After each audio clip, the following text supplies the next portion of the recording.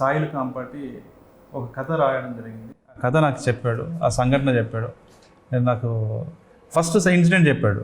చెప్పగానే నాకు ఒక్కసారి మైండ్ బ్లాక్ అయింది. అంటే అరే ఇట్లా కూడా ఉంటుందా, నేను ఎప్పుడు వినలేదు, ఎక్కడ చదవలేదు.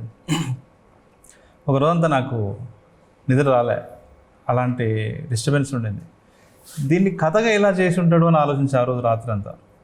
నెక్స్ట్ డే నేను అనుకున్నాను దీన్ని కథగా చేస్తే వర్కౌట్ అవుద్దా ఏంటి, ఎలా చేశాడు అనుకుని నెక్స్ట్ డే విన్నప్పుడు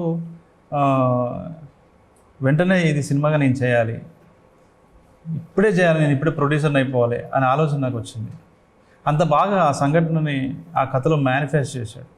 మెయిన్ స్ట్రీమ్ ఆడియన్స్కి చాలా క్లోజ్గా రిలేట్ చేశాడు. ఒక మాస్ అప్పీల్ని ఎంటర్టైన్మెంట్ నెరేటివ్తోనే దాన్ని రాశాడు. సో అలా ఇది ఇంత దూరం వచ్చింది. నేను ఈటీవీ విన్ వాళ్ళతోనే కొలాబరేట్ అవ్వడం. యా.